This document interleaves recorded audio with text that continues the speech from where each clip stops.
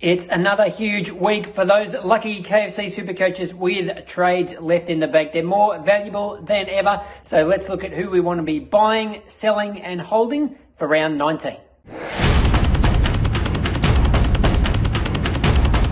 As of taping, Rowan Marshall is the 8th most traded in player this week in KFC SuperCoach. But I expect that number will go through the roof when news gets out about Paddy Ryder's injury. Looks like he'll miss the rest of the home and away rounds, or just about anyway. And we know what Rowan Marshall can do when Paddy Ryder is not in the team. When he's there, he's been averaging 70 or 80 points, has to play a lot of time in the forward line. But when he gets to be the sole ruckman, he can go absolutely bananas. We saw that just a few weeks ago against the Swans when Ryder was rested. Marshall had 23 disposals, 7 marks, 42 hit-outs and over 150 KFC SuperCoach points. He put up similar numbers at the end of last year when Ryder went down injured. So he's only 460k. You can get him in the ruck or the forward line. I reckon he's a great buy this week. Unusually for this late in the year, we have a few really good rookie options to choose from this week. And I think Joey Cully from the Eagles is the best. He's dirt cheap at 102k. He's forward mid, which means you can put him in the forward line or the midfield and swing him around to give you cover if players are out injured over the final few rounds. Last round, in his first game, obviously the number one pick in the mid-season draft, 90 SuperCoach points, which was fantastic, 12 disposals and 11 tackles, which is exactly the sort of thing that will keep you in the team for the rest of the season.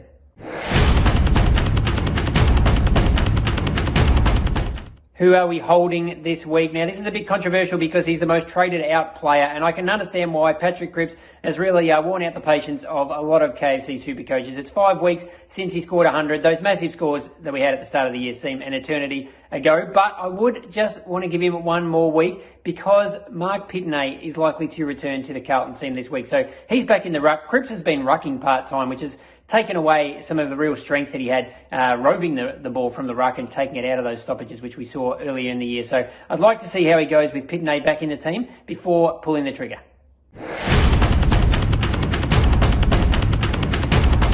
So who is on the chopping block to sell for round 19? Now, CRIPPS' scores have been down, but he's still averaging about 90, which is below what the top midfielders are getting, but it's not as bad as Tom Green, who was absolutely ballistic at the start of the year, but he's completely fallen off a cliff the last few weeks. His last 100 was in round 14, and he scored 50 and 49 in his past 2 games. That's less than some of the rookies that people have got on the bench. So you just can't be carrying scores like that towards the end of the year. He might not even hold his spot in the GWS team. So this will really hurt the Phantom, who's the number one ticket holder in the Tom Green fan club, but I think he needs to go this week.